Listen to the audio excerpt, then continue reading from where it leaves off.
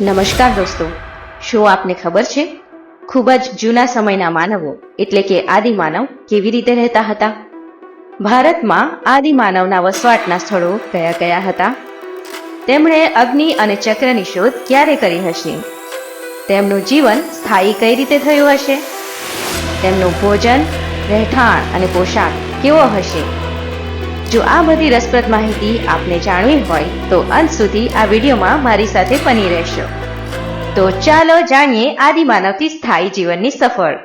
તો મિત્રો, આ માહિતી માટે આપણે ભૂતકાળમાં ખૂબ પાછળ 25 થી 20 લાખ વર્ષો પહેલા જવું પડશે. જી હા, આજથી 25 થી 20 લાખ વર્ષો પહેલાનો સમય કે જ્યારે કાર, ફોન કે સ્કૂલ પણ ન હતી. આ હતો પ્રાચીન માનવોનો સમય અને તેમની જિંદગી આપણા જેવી ન હતી. તેઓ પાસે ખેતી કે સુપરમાર્કેટ ન હતું, એટલે તેઓ ખોરાક માટે એક જગ્યાથી બીજી જગ્યાએ ભટકતા હતા. તેઓ હરણ જેવા જંગલી પ્રાણીઓ અને માછલીઓ તથા પક્ષીઓનો શિકાર કરતા હતા. તેમજ જંગલમાંથી કંદમૂળ, ફળો અને બીજ એકઠા કરીને ખોરાક મેળવતા હતા.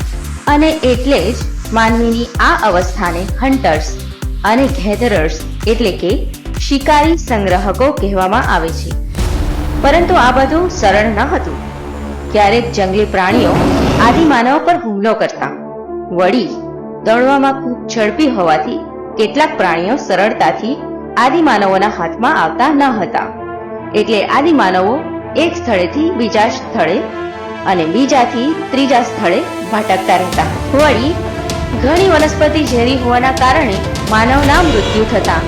તેથી માનવી આ સમયે કયા ફળ અને કંદમૂળ ખાવા અને કયા ન ખાવા તેનું જ્ઞાન મેળવતો થયો. હરણ અને ઘેટા બકરા જેવા પ્રાણીઓને સરળતાથી મારી શકાતા હોવાથી આદિમાનવો તેમને શોધવા એક જગ્યાએથી બીજી જગ્યાએ ભટકતા રહેતા. વળી પાણી જીવન જરૂરિયાતની વસ્તુ હોવાથી પાણી જ્યાં સરળતાથી મળી રહેતું ત્યાં તેઓ રહેતા હતા. ચાલો હવે જાણીએ કે ભારતમાં આદિમાનવના વસવાટના સ્થળો કયા કયા છે. પુરાતત્વશાસ્ત્રી કે જેઓ જૂની વસ્તુઓનો અભ્યાસ અને વિશ્લેષણ કરીને માનવ સંસ્કૃતિના ઉત્ક્રાંતિને સમજવા અને સમજાવવાનું કામ કરે છે. આ પુરાતત્વશાસ્ત્રી પ્રાચીન કાળની સામગ્રીના અવશેષો અને ખોદકામના આધારે ભૂતકાળના માનવ સમાજનો સાંસ્કૃતિક વૈજ્ઞાનિક અભ્યાસ કરે છે. આ માટે પૂર્વજો દ્વારા છોડવામાં આવેલા જૂના સ્થાપત્ય સાધનો, ઉપકરણો, જૈવિક તથ્યો અને જમીન સ્વરૂપો વગેરેનો અભ્યાસ કરવામાં આવે છે. નૃવંશશાસ્ત્રી એ માનવતાનો વૈજ્ઞાનિક અભ્યાસ કરે છે, જે માનવ વર્તન, માનવ જીવ વિજ્ઞાન, સંસ્કૃતિ, સમાજ અને ભાષાશાસ્ત્ર સાથે સંબંધિત છે. જેમાં પ્રાચીન માનવો સહિત વર્તમાન અને ભૂતકાળ બંનેનો અભ્યાસ કરે છે. અને ઇતિહાસકારો કે જેઓ ભૂતકાળ વિશે અભ્યાસ કરે છે અને લખે છે. ઇતિહાસકારો માનવજાતિ સાથે સંબંધિત ભૂતકાળની ઘટનાઓના સતત પદ્ધતિસરના વર્ણન અને સંશોધન કરે છે. આ પુરાતત્વશાસ્ત્રીઓ, નૃવંશશાસ્ત્રીઓ અને ઇતિહાસકારોએ મળીને ભારતના આદિમાનવના વસવાટના અનેક સ્થળો શોધી કાઢ્યા છે. સાથે સાથે તેઓ જે ઓજારો વાપરતા તેની માહિતી પણ શોધી કાઢી છે. તેઓ પથ્થર અને લાકડાથી બનેલા હથિયારો અને ઓજારોનો ઉપયોગ કરતા હતા. વળી ક્યારેક તેઓ હાડકાના ઓજારોનો પણ ઉપયોગ કરતા હતા.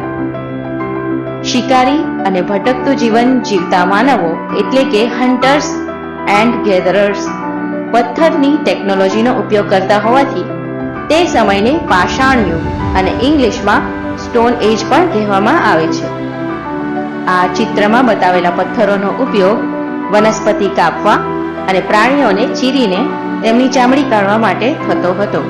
આદિમાનવો વૃક્ષની છાલ અને પ્રાણીઓના ચામડાનો ઉપયોગ શરીર ઢાંકવા માટે કરતા હતા. હવે આ નકશાનો અભ્યાસ કરીએ. ધ્યાનથી જોતા જણાશે કે ભારતમાં ઘણી બધી જગ્યાએ આદિમાનવો રહેતા હશે. તો ચાલો જાણીએ કે ભારતમાં પાષાણ કાળમાં આદિમાનવો કયા કયા સ્થળે રહેતા હશે. અહીં આ નકશામાં એક ચોરસમાં દર્શાવેલ છે કે લાલ રંગના ત્રિકોણના નિશાનવાળી જગ્યાઓ પૂરા પાષાણિક સ્થળ છે.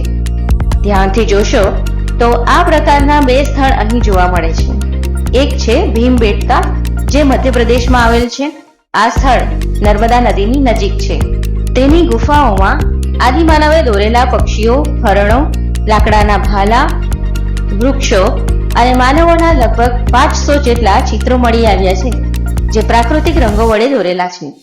આ સિવાય બીજું પુરા પાષાણિક સ્થળ છે કુર્નુલની ગુફાઓ. આ ગુફાઓ દક્ષિણ ભારતમાં આવેલ છે. અહીંથી ટાંકના અવશેષો મળી આવ્યા છે, જે દર્શાવે છે કે આદિમાનવો અગ્નિનો ઉપયોગ કરતા હશે. ઇતિહાસકારોનું માનીએ તો આશરે 11,000 વર્ષ પહેલા માનવી અગ્નિનો ઉપયોગ કરવા લાગ્યો હતો. અગ્નિના ઉપયોગે આદિમાનવના જીવનમાં ક્રાંતિકારી પરિવર્તન આવ્યું, કારણ કે અગ્નિની મદદથી તેઓ માંસ શેકીને ખાઈ શકતા હતા તથા અગ્નિનો ઉપયોગ પ્રકાશ મેળવવા માટે કરતા હતા. આ ઉપરાંત જંગલી પ્રાણીઓથી બચવા માટે પણ આદિમાનવ અગ્નિનો ઉપયોગ કરી પોતાનું રક્ષણ કરી શકતા હતા. અગ્નિના ઉપયોગની જેમ જ તેમના જીવનમાં મહત્વનું પરિવર્તન લાવનાર માધ્યમ હતું ચક્ર. ઝાડના થડ અને જાડા લાકડામાંથી તેઓ ચક્ર એટલે કે પૈંડું બનાવતા શીખ્યા હતા. બદલાતું પર્યાવરણ. આજથી લગભગ 12,000 વર્ષો પહેલા, ઈસવીસન પૂર્વે 10,000 વર્ષની આસપાસ વિશ્વભરના વાતાવરણમાં બદલાવ આવ્યો. પૃથ્વી હિમયુગ એટલે આઈસ એજમાંથી બહાર નીકળી અને ગરમ વાતાવરણનો અનુભવ કરી રહી હતી. ગરમ આબોહવા સ્થિર થઈ. ગરમ તાપમાન અને વધુ સ્થિર આબોહવા માનવ વસ્તી અને ઘાસ ખાનાર હરણ, ઘેટા, બકરા જેવા પ્રાણીઓ માટે અનુકૂળ હતી. તેથી તેમની સંખ્યા વધવા લાગી અને તેનો લાભ આદિમાનવને મળ્યો. આવા પ્રાણીઓની રીતભાતનો અભ્યાસ કરતા કરતા આદિમાનવનો માનસિક વિકાસ પણ થવા લાગ્યો. પથ્થરના ઉપયોગથી સ્ત્રીઓ, પુરુષો અને બાળકો અનાજના દાણા એકત્રિત કરતા. જિજ્ઞાસા વૃત્તિથી થયેલા આ કાર્યોને કારણે ધીમે ધીમે ભારતમાં કૃષિ કે ખેતીની શરૂઆત થઈ. લોકો અનાજ ઉગાડવા પથ્થરનો ઉપયોગ કરવા લાગ્યા. નદી કિનારાની આસપાસના વિસ્તારોમાં અનાજ ઉગાડવા લાગ્યા અને અનાજ ધીમે ધીમે ઉગતું હોવાને કારણે તેની આસપાસ ગારા, માટી અને ઘાસના બનેલા મકાનમાં રહેવાનું શરૂ કર્યું અને આમ ધીમે ધીમે તેમના ભટકતા જીવનનો અંત આવ્યો. અને આ રીતે માનવની સ્થાયી જીવનની શરૂઆત થઈ. તેમના સ્થાયી જીવનનો પ્રથમ સાથીદાર મિત્ર કૂતરો હતો. તે સિવાય તેઓએ ઘેટાં, બકરા અને ગાય, ભેંસ, ભૂંડ જેવા પશુઓને પણ પાલતુ બનાવ્યા અને જંગલના હિંસક પ્રાણીઓથી રક્ષણ કરતા હતા. આમ ખેતીની સાથે સાથે પશુપાલન પણ કરતા થયા. પરંતુ આ પશુઓનો દૂધ માટે ઉપયોગ ક્યારથી શરૂ કર્યો તે અંગે સંશોધન થઈ રહ્યું છે. હવે જોઈએ માનવીનો સ્થાયી જીવન. ભોજન, રહેઠાણ અને પોશાક. કૃષિ અને પશુપાલન પ્રવૃત્તિના કારણે આદિમાનવ ભટકતા જીવનમાંથી સ્થાયી જીવન તરફ વળ્યું. પાકને ઉગતા થોડો સમય લાગતો હોય છે અને પાણીની જરૂર પડે છે. ત્યારબાદ પાક તૈયાર થતાં અનાજના છોડને કાપી તેમાંથી અનાજ કાઢવું પડે છે, જેના કારણે ભારતમાં સ્થાયી જીવનની શરૂઆત થઈ. વળી અનાજના સંગ્રહ માટે તેમણે માટીના માટલા, ઘડા વગેરે બનાવવાની શરૂઆત કરી.